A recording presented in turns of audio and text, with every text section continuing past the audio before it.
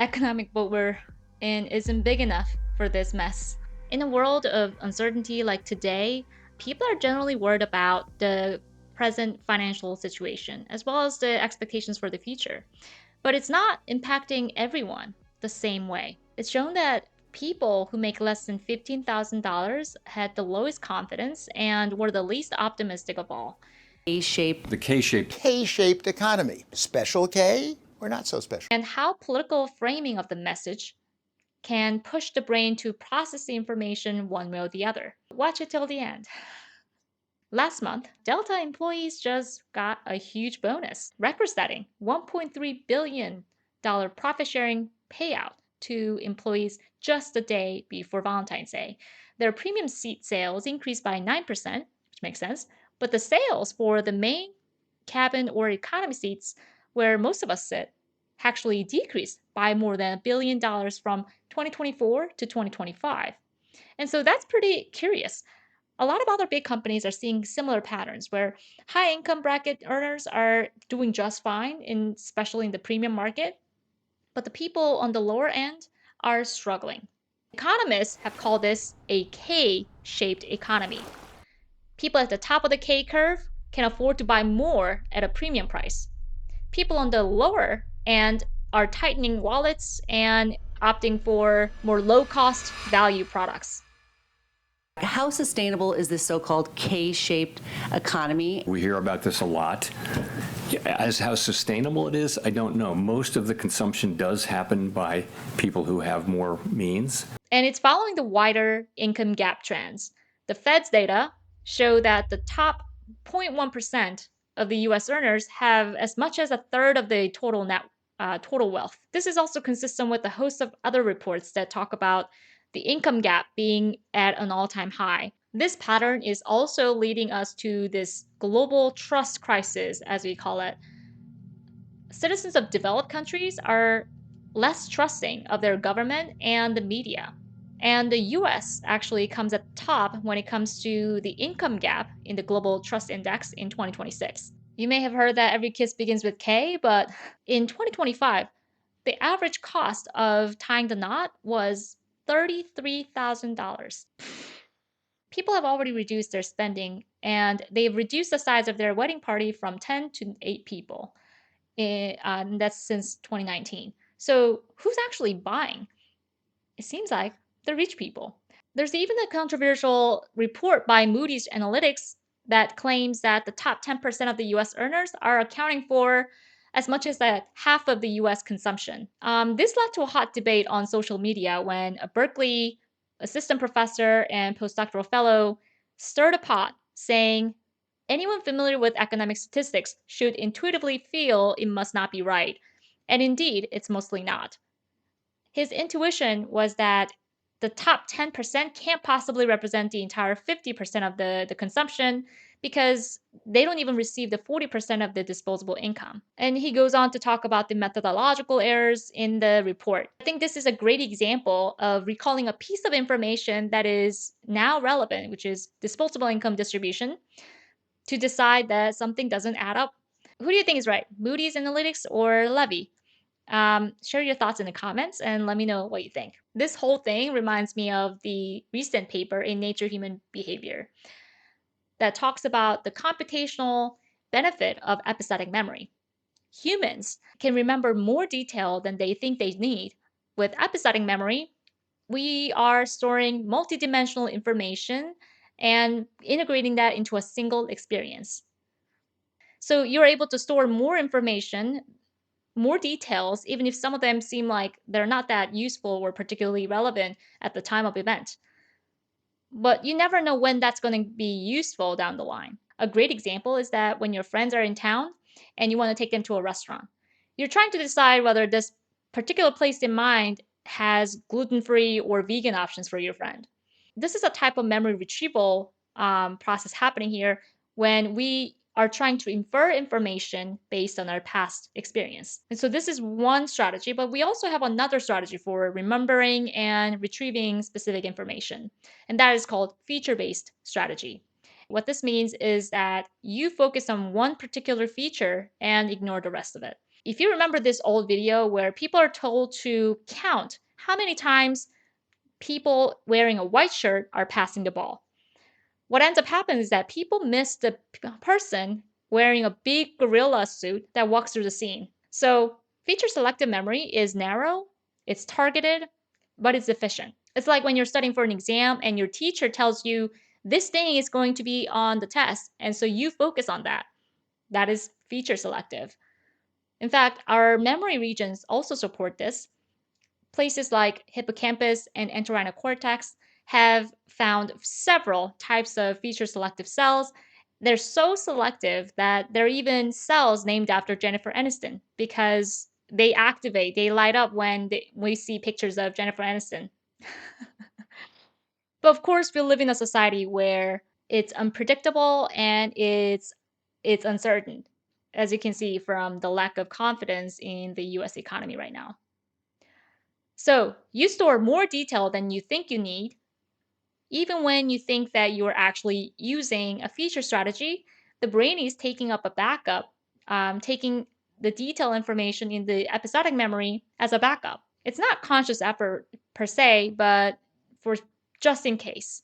Speaking of backup memory, has anyone noticed how expensive the external drives and the SSDs have gotten in recent months? I mean, at the time of this recording, a 2 terabyte SSD is costing more than $300, and I think that is ridiculous.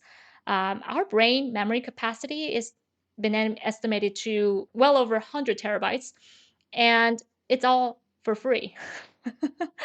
When we are pressed for time to decide under uncertainty, we'll rely on the gist of the information instead of remembering every single word for word. Gist memory helps you remember the general meaning or the essence of the emotional takeaway, not the exact wording. But it depends on what people focus on, though. If you remember back when we had the presidential candidate debate between President Trump and the former Vice President Kamala Harris, some people might focus on the policy details, so the content of the speech itself. And when you look at his economic plan, it's all about tax breaks for the richest people. Other people might focus on the perceived level of confidence, the tone of voice, or their stage presence. They're eating the dogs, the people that came in, they're eating the cats. Of course, all of this information can be useful depending on what we're talking about the next day. But studies have shown that two people can see the same exact thing and walk away with two opposing beliefs.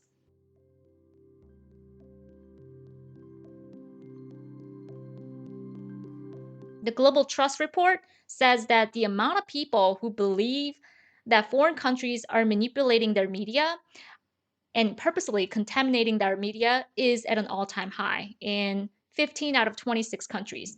But then they also found that people don't choose to seek out information from sources with different political leaning. I think this is where understanding how brain processes information can be useful. We know that how the media frames the information affects how we process it. In this 2024 paper in Cerebral Cortex shows that our beliefs affect how our brain processes political information. When self-identified Republicans and Democrats watched political videos, their brain responded differently depending on how the message was framed. So, for example, it was either policy-based, which is essentially about myth-busting kind of content, or it was identity-based message. So it was featuring vloggers that had negative opinions that they were sharing about their political counterparts, the out group. The policy-focused content activated regions that are associated with political social reasoning, evaluation, and emotional responding. On the other hand, the identity content increased activity that were linked to processing beliefs and intentions and emotional responding. So, same person, different framing, and different brain activity patterns. So, depending on what sort of media narrative that you're exposed to, your brain is processing it very differently, which is why it's so important to not rely on a single source of information, no matter what it is, and seek out particularly from sources that you don't normally go for, in case it gets just misleading or flat out false. Now you add the AI, the newest invention of all, to the mix, and it makes it even more challenging to navigate because it's really hard to distinguish what is real from what's not. And this is where I think it's very important for our society to come together and have this public discussion about what should and should not be included, or what should be allowed and what should not be allowed. According to the Pew survey, Americans are generally pessimistic about how AI is going to affect our lives, especially when it comes to our ability to think creatively, to form meaningful relationships, make difficult decisions, and solve problems. And I think a level of skepticism is needed here because AI videos in the hands of wrong people might bring innocent people down and connect them to crimes that they didn't commit, etc. So, what should you do? Well, here are some tools. I think the first and foremost, it's important to pause and take a breath. When our emotions run high, it's easy to react hastily and say things that we might regret later. Giving yourself a little delay can also protect you from impulsive buying. Number two, name the content. Is this fact based or is it feeling based? Is it a fact or is it an opinion? Is it policy based or is it identity based? If you're naming the content, you are not just passively consuming the content that's in front of your eye. You're actually actively reading it and you're asking critical questions to evaluate it, and seeing whether it's a legitimate concern. Number three, look for at least three different sources of the same topic. One that's your main go to, one that's something that you don't know you look at usually, and one that's neutral or nonpartisan.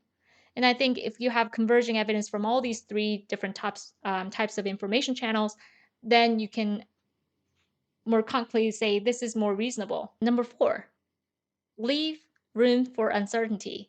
People have this tendency to share their opinions and ideas as if there's no room for error and no room for mistake or discussion. But rarely things are 100% certain. So make that clear when you're talking about your opinions and your feelings. Make that clear this is your opinions and feelings. Don't share them as if these are facts, as if this is what exactly happened at 100% certainty. And number five, and I think this is maybe the most important, is to develop appreciation for nuance. The world is really full of information that is competing for our attention right now. And it's gotten so difficult to even get through a whole article in full without getting it through ChatGPT and having it summarize it for you. But the more we fight against this allure of convenience and allure of this new AI agent saving our time, the more we are sharpening our tool, the best tool that we've ever known as our humanity has seen, our brain. So today we learned that we all have our backup memories, our episodic memories. As long as we're not completely giving up on chatting with people that don't have the same feelings and opinions of different content, we never know when that conversation, when that experience might be useful to build a bridge down the line.